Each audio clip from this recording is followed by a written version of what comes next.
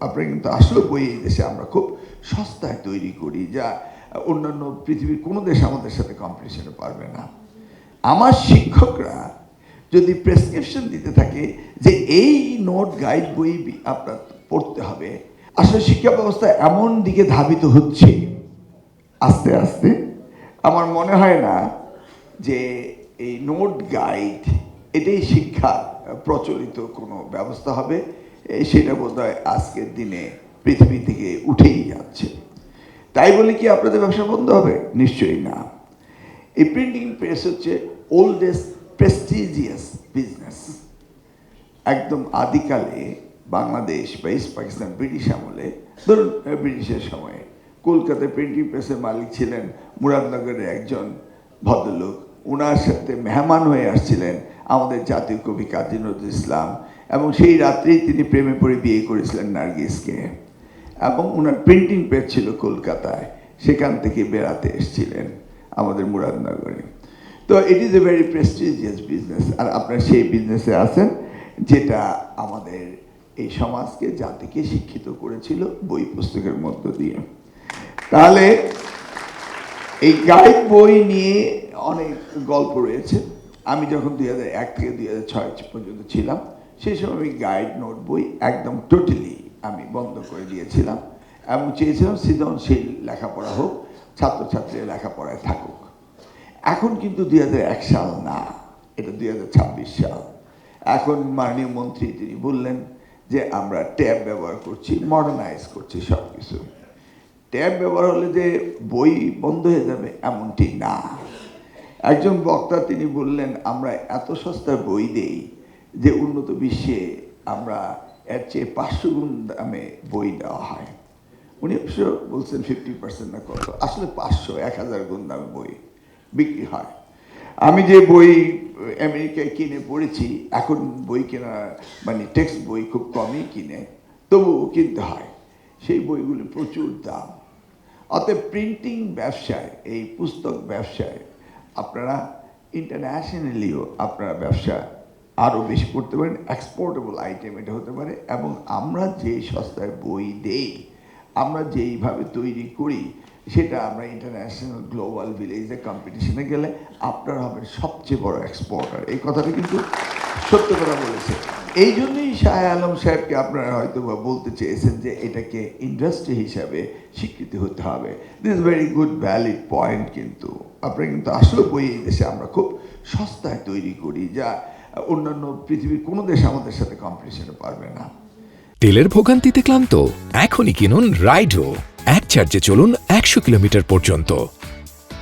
এখন বলা হয় যে কোয়ালিটি, আরে ভাই যেই পরিমাণ পয়সা ওখানে দেওয়া হয়, এই কোয়ালিটি তো, এই বইটার কোয়ালিটি তো কোনো অবস্থাতে খারাপ না, কাগজ হতে শুরু করে প্রিন্টিং হতে শুরু করে, তাই না?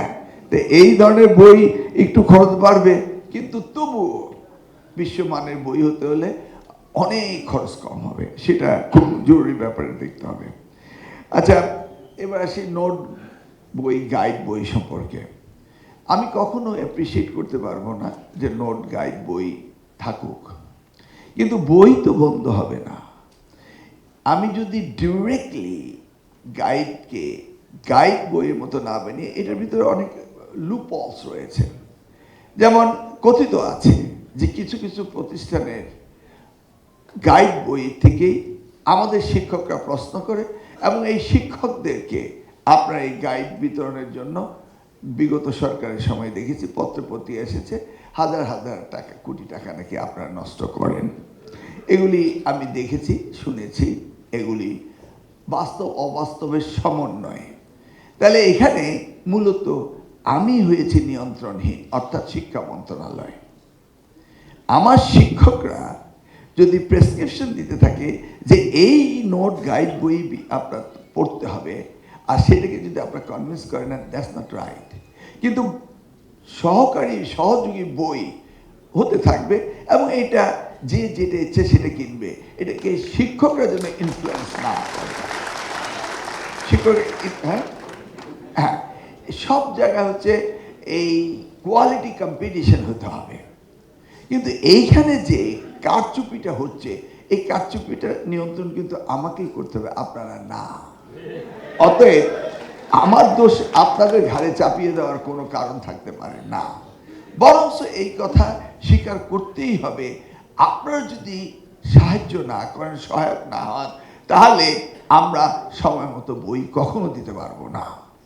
আমি যখন 2001 সালে দায়িত্ব পেলাম এনসিটিভি, তখন বই যখন ছাপাতে গেলাম, তখন এর আগে পুস্তিকা সালমান এফ রহমানের কোম্পানি বই দিত, এবং আগস্ট মাসে 2001 সালে বই দিতে পারেনি। কেন পারেনি? আপনারা সহযোগিতা করেননি। কেন? ওই সময়ে ওই সরকার 6টি প্যাকেজ বানিয়ে সালমান এফ রহমানের পুস্তিকাকে সব বই দিয়ে দিয়েছিল। And it is a very big industry. এখানে লক্ষ লক্ষ শ্রমিক বাইন্ডিং হতে শুরু করে, প্রিন্টিং প্রেস হতে শুরু করে, এরা এই জায়গায় রয়েছে, এবং সরকারের একটি নৈতিক দায়িত্ব রয়েছে এই প্রিন্টিং প্রেস প্রকাশক হতে শুরু করে সকলকে সহযোগিতা করা, তাই না? তো আমি এসে, তখন তো আমাদের বইয়ের টাকা দিত বিশ্ব ব্যাংক হতে, বাইরে থেকে ডোনাররা দিত। তারা বলল যে আমরা চাই কমপ্লিট প্যাকেজ, অতএব আমরা এটা শুনতে রাজি না। তাদেরকে আমি কনভিন্স করলাম, করে আমি 600-র উপরে প্রিন্টার্সকে দিলাম, এবং পার ফরম্যাট 74 টাকার থেকে নেমে তখন 37 টাকা এসেছিল। আপনি তো বই পাঠিয়েছিলেন, আপনি তো বই দিয়েছিলেন, তাই না? এখন ওই সময়ে আমি G2G গভর্নমেন্টের কর্ণফুলী পেপার মিল থেকে পেপার কিনেছিলাম, কারণ পেপারের জন্য কোয়ালিটিটা ইউনিফর্ম থাকে সেই জন্য, আর এই কেনাকাটার মধ্যে যেন কোনো দুর্নীতি না হয়। আমি সবসময় এই বিষয়গুলোর থেকে দূরে থাকার চেষ্টা করি এবং নিজেকে রাখতে চাই সঠিক পথে। তাহলে কর্ণফুলী থেকে পেপার কিনেছিলাম। কর্ণফুলী পেপার আমরা সারা বছর টঙ্গীর গোডাউনে রেখেছি এবং আপনাদেরকে সময় মতো সাপ্লাই দিয়ে দিয়েছিলাম, মনে আছে আপনাদের? তো আপনারা বইয়ের কাগজের কোয়ালিটির কোনো ভেরিয়েশন হতে পারেনি, বিকজ কাগজ আমরা দিয়েছিলাম। যদিও সালমান এফ রহমানের অনেক বই এখানে ঢোকানোর চেষ্টা হয়েছিল, আমরা প্লেট চেঞ্জ করেছিলাম, অনেক কিছু করে আমরা সেই সময় আপনাদের সহযোগিতার মধ্য দিয়ে 2002 সালের জানুয়ারি 1 তারিখে আমরা বই দিয়েছিলাম।